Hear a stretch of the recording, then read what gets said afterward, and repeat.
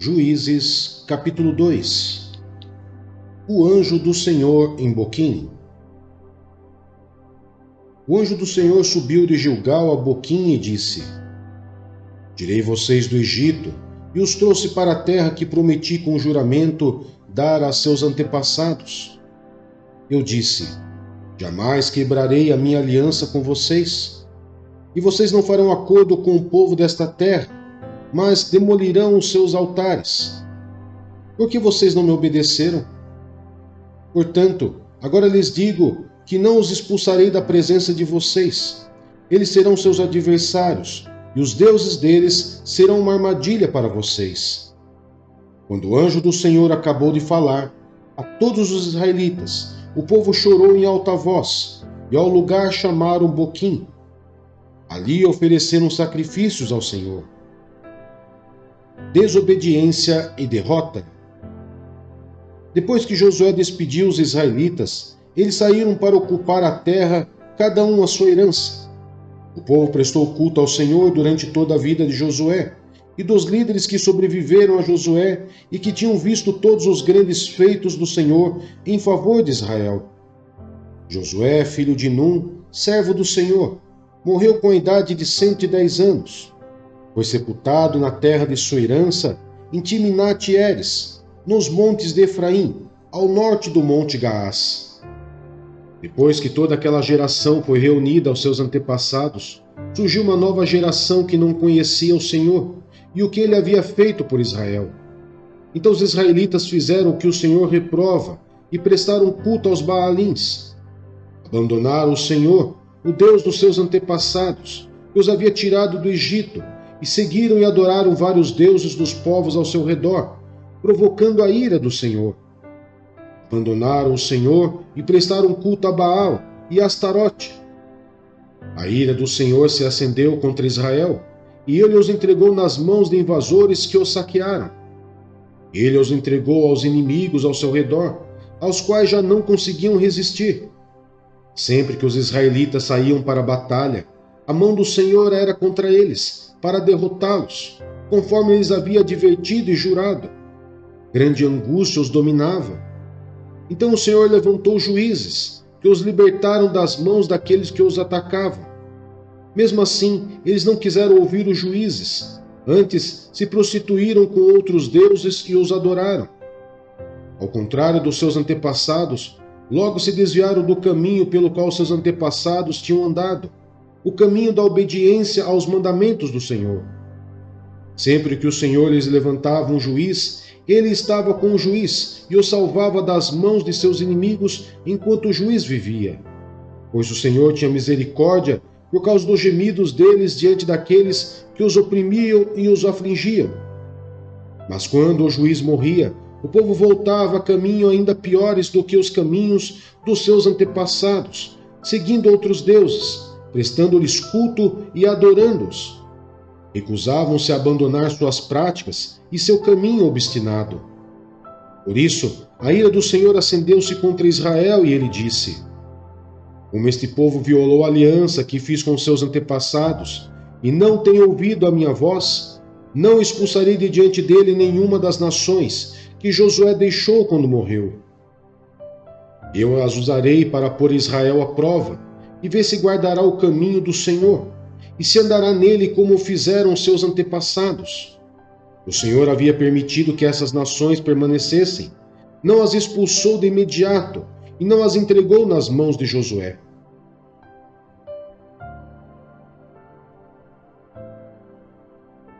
Marcos, capítulo 6. Um profeta sem honra. Jesus saiu dali e foi para sua cidade, acompanhado dos seus discípulos. Quando chegou o sábado, começou a ensinar na sinagoga, e muitos dos que o ouviam ficavam admirados. De onde lhe vêm essas coisas? Perguntavam eles. Que sabedoria é esta que lhe foi dada? E esses milagres que ele faz? Não é este o carpinteiro, filho de Maria, irmão de Tiago, José, Judas e Simão? Não estão aqui conosco as suas irmãs? e ficavam escandalizados por causa dele. Jesus lhes disse: só em sua própria terra, entre os seus parentes e em sua própria casa, é que um profeta não tem honra, e não pôde fazer ali nenhum milagre, exceto impor as mãos sobre alguns doentes e curá-los.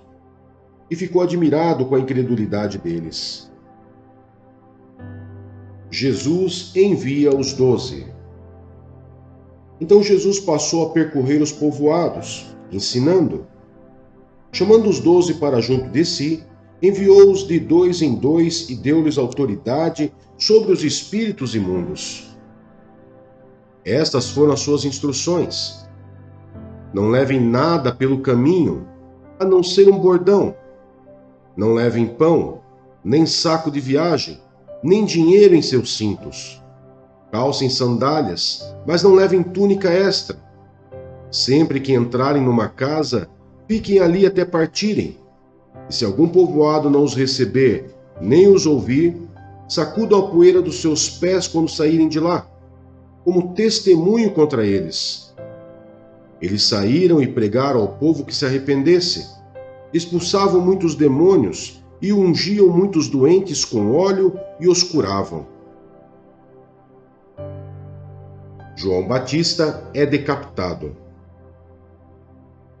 O rei Herodes ouviu falar dessas coisas, pois o nome de Jesus havia se tornado bem conhecido.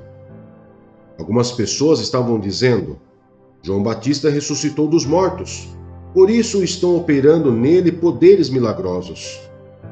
Outros diziam: ele é Elias.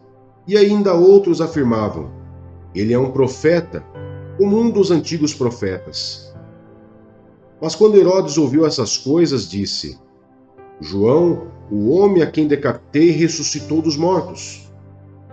Pois o próprio Herodes tinha dado ordens para que prendessem João, o amarrassem e o colocassem na prisão. Por causa de Herodias, mulher de Filipe, seu irmão, com a qual se casara. Porquanto João dizia a Herodes: não te é permitido viver com a mulher do teu irmão.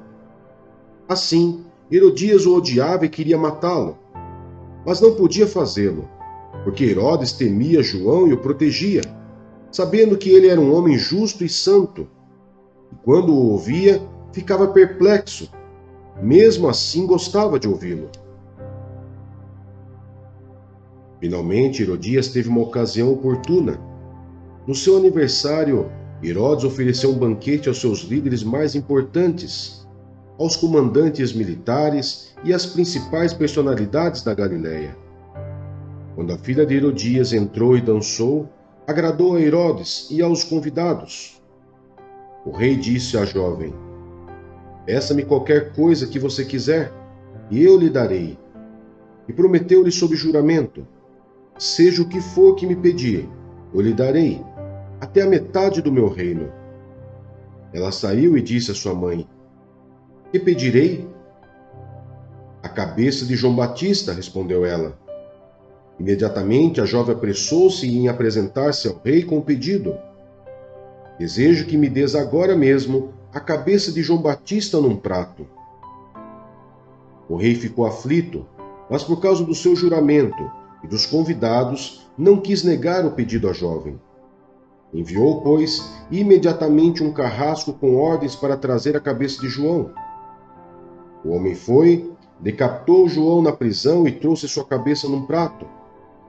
Ele a entregou à jovem e esta a deu à sua mãe. Tendo ouvido isso, os discípulos de João vieram, levaram seu corpo e o colocaram num túmulo. A primeira multiplicação dos pães.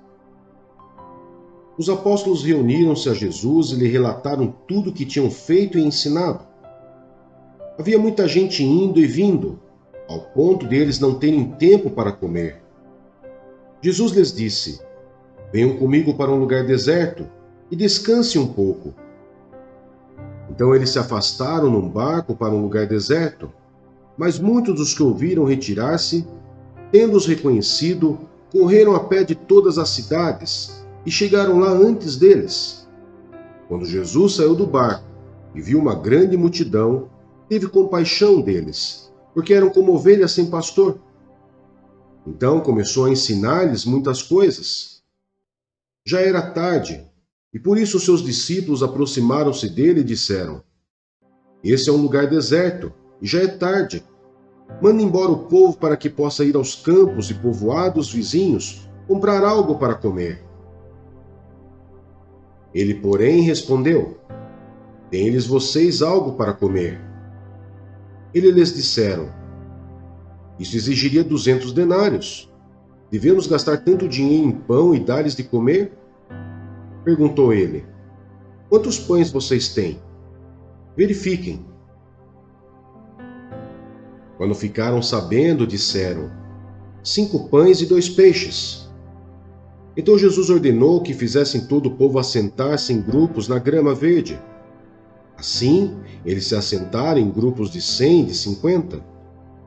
Tomando os 5 pães e os 2 peixes, e olhando para o céu, deu graças e partiu os pães. Em seguida, entregou-os aos seus discípulos para que os servissem ao povo. E também dividiu os 2 peixes entre todos eles. Todos comeram e ficaram satisfeitos. E os discípulos recolheram 12 cestos cheios de pedaços de pão e de peixe. Os que comeram foram 5.000 homens. Jesus anda sobre as águas. Logo em seguida, Jesus insistiu com os discípulos para que entrassem no barco e fosse adiante dele para Betsaida, enquanto ele despedia a multidão. Tendo-a despedido, subiu ao monte para orar. Ao anoitecer, o barco estava no meio do mar e Jesus se achava sozinho em terra. Ele viu os discípulos remando com dificuldade, porque o vento soprava contra eles. Alta madrugada, Jesus dirigiu-se a eles andando sobre o mar e estava já a ponto de passar por eles. Quando o viram andando sobre o mar, pensaram que fosse um fantasma. Então gritaram, pois todos o tinham visto e ficaram aterrorizados. Mas Jesus imediatamente lhes disse: Coragem, sou eu, não tenham medo. Então subiu no barco para junto deles, e o vento se acalmou. E eles ficaram atônitos, porque não tinham entendido o milagre dos pães. O coração deles estava endurecido. Depois de atravessarem o mar, chegaram a Genezaré, e ali amarraram o barco. Logo que desembarcaram, o povo reconheceu Jesus. Eles percorriam toda aquela região e levavam os doentes em macas para onde o ouviam que ele estava. E onde quer que ele fosse, povoados, cidades ou campos, levavam os doentes para as praças. Suplicavam-lhe que pudesse pelo menos tocar na borda de seu manto. Todos os que nele tocavam eram curados.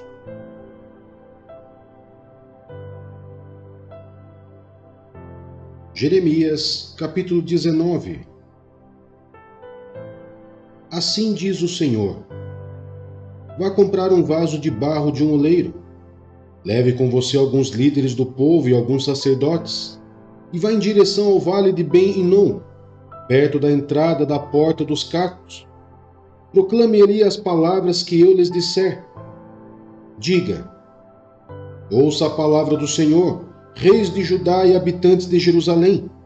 Assim diz o Senhor dos exércitos, Deus de Israel: Sobre este lugar trarei desgraça, tal que fará retinir os ouvidos daqueles que ouvirem isso, porque eles me abandonaram e profanaram este lugar, oferecendo sacrifícios a deuses estranhos, que nem eles, nem seus antepassados, nem os reis de Judá conheceram, e encheram este lugar com o sangue de inocentes. Construíram nos montes os altares dedicados a Baal, para queimarem os seus filhos como holocaustos oferecidos a Baal, coisa que não ordenei, da qual nunca falei, nem jamais me veio à mente. Por isso, certamente vêm os dias, declara o Senhor, em que não mais chamarão este lugar Tofete, ou Vale de Ben-Hinom, mas Vale da Matança. Esvaziarei nesse lugar os planos de Judá e de Jerusalém. Eu os farei morrer à espada perante os seus inimigos, pelas mãos daqueles que os perseguem, e darei os seus cadáveres como comida para as aves e os animais. Farei com que esta cidade fique deserta e seja tema de zombaria. Todos os que por ela passarem ficarão chocados e zombarão de todos os seus ferimentos. Eu farei com que comam a carne de seus filhos e das suas filhas, e cada um comerá a carne do seu próximo, por causa do sofrimento que os inimigos que procuram tirar-lhes a vida lhes afligirão durante o cerco. Depois, quebre o vaso de barro diante dos homens que o acompanham e diga-lhes: assim diz o Senhor dos Exércitos, assim como se quebra um vaso de oleiro, e não pode ser mais restaurado, quebrarei este povo e esta cidade, e os mortos em Tofete serão sepultados, até que não haja mais lugar. Assim farei a este lugar e aos seus habitantes, declara o Senhor. Tornarei esta cidade como Tofete. As casas de Jerusalém e os palácios reais de Judá serão profanados como este lugar de Tofete. Todas as casas em cujos terraços queimaram incensos a todos os corpos celestes e derramaram ofertas de bebidas aos seus deuses estrangeiros. Jeremias voltou então a Tofete, para onde o Senhor o mandara profetizar, e entrando no pátio do templo do Senhor, disse a todo o povo: assim diz o Senhor dos Exércitos, o Deus de Israel: ouçam! Trarei sobre esta cidade e sobre todos os povoados ao redor todas as desgraças contra eles anunciadas, porque se obstinaram e não quiseram obedecer às minhas palavras.